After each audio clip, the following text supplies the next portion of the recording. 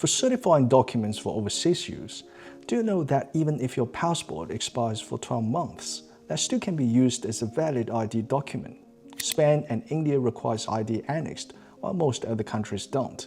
Indian government prefers the blue signature and the word attest instead of certify. And official documents in China can only be certified by government rather than by notary. And most importantly, there are various ways to save costs if you require notarial work. Today we are talking about one of the most important but least understood developments in international law, how it can make your lives easier, and some tips for notarizing documents that you might never think about. Let's start with the Hague Apostille Convention, a treaty that changed how documents move around the world, a treaty that transformed the roles of notaries, embassies, consulates, and governments. Let's travel back to the 1950s.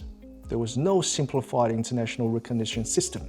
Every country basically said, we don't trust foreign documents. And from a government's perspective, that made sense. Suppose someone working in a government office in China, carrying an Australian power of attorney, an Australian birth certificate, or an Australian court order. How would Chinese know whether the signature was genuine, whether the official existed, and whether the document was forged? The answer was they didn't. So countries developed a process called legalization. The idea was simple. Every government in the chain had to verify the government before it. This created a long and painful process. For example, step 1, the document is to be signed. Step 2, a notary verifies it. Step 3, the Foreign Affairs Department verifies the notary.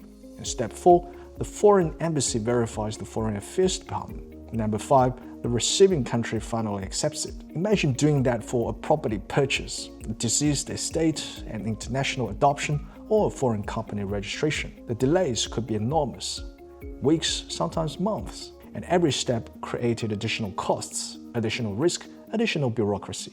International trade was growing rapidly after World War II. Governments realized something had to change.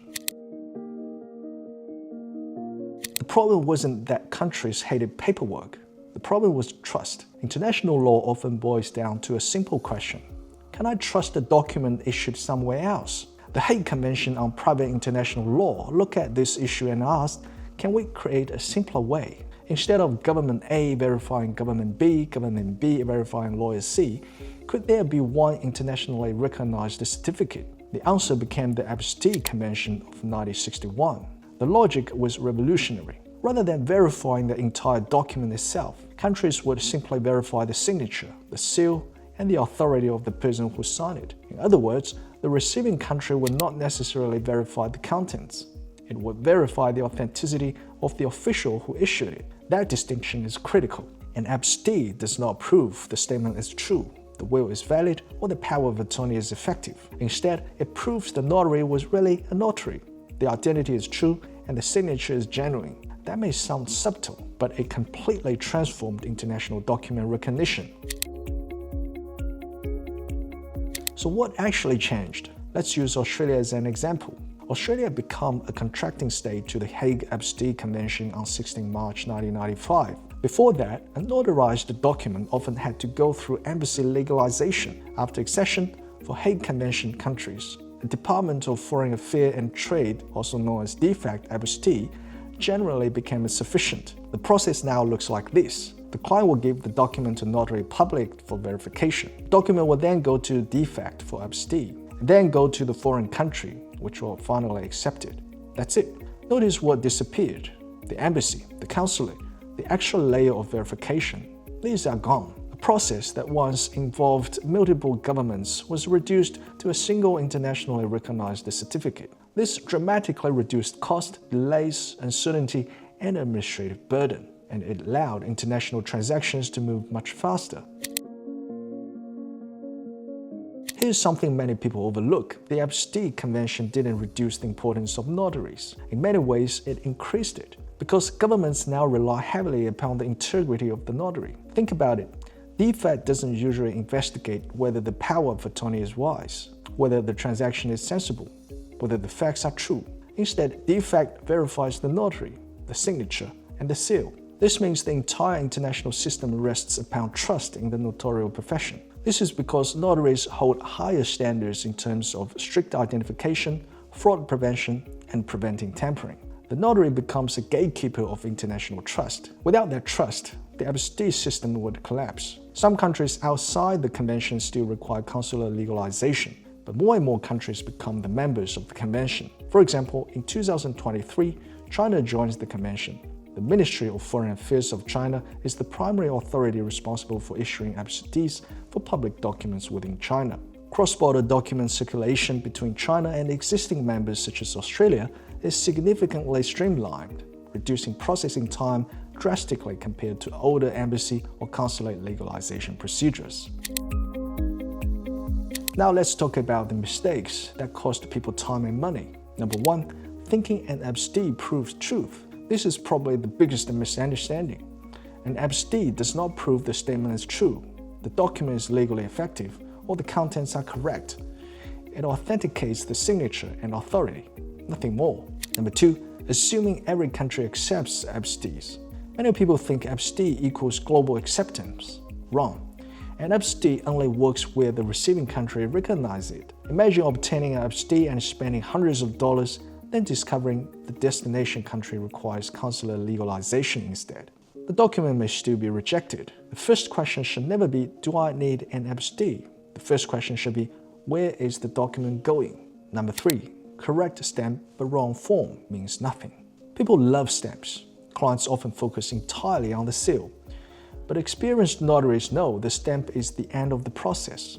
Form is more important. You need to consult and distinguish the differences between public form certificates and private form certificates, common law jurisdictions and civil law jurisdictions. Different countries may expect different forms.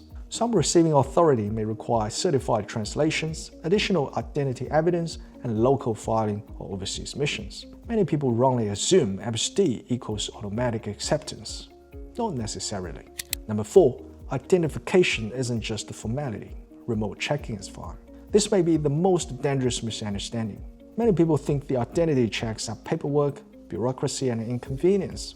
They are not. Identity verification is arguably the most important thing a notary does. There is no remote certification for notary. Even nowadays, online verification and e-signature become popular. Notarial work is more serious than signing a contract. Although 𝗷𝐶𝐸 becomes common, e-witnessing is still not acceptable. Consider what happens if a fraudster hacks the database or generates fake voice or image, sells property they do not own, transfers company shares, obtains inheritance, or grants fake power of attorney. A failed identity check can create international fraud worth millions. The notary's job is not simply to ask, what's your name? The job is to determine, are you really who you claim to be?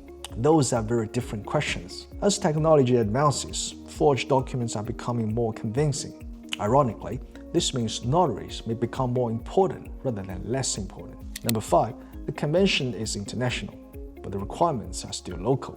It is important to understand the local requirements. Avoid assumption that each country is the same. For example, German and Russian prefer to have serial number on the cover page for the public form. Most countries prefer black ink signatures, while India requires blue. Spanish government requires ID to be annexed. Chinese government may prosecute you if you notarize their official documents. Also importantly, Australian notaries cannot certify foreign educational documents such as completion certificates and transcripts. The overseas missions by consulates are more difficult to book, so you may wish to do it locally where possible. This will also save your costs. Speaking of costs, it may vary drastically from country to country and from notary to notary. But you need to have a general idea as to the market or average rate so that it won't surprise you.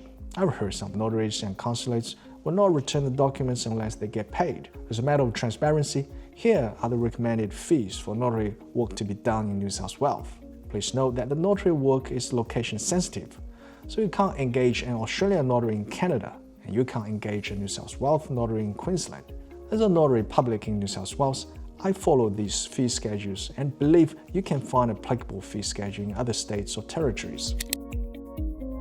The Hague Apostille Convention is one of the most successful legal reforms, and most people have underestimated. Before it, international documents traveled through a maze of embassies, consulates, and government offices. After it, a single 𝗷𝐶𝐸 could unlock international recognition across much of the world. The convention reduced the bureaucracy.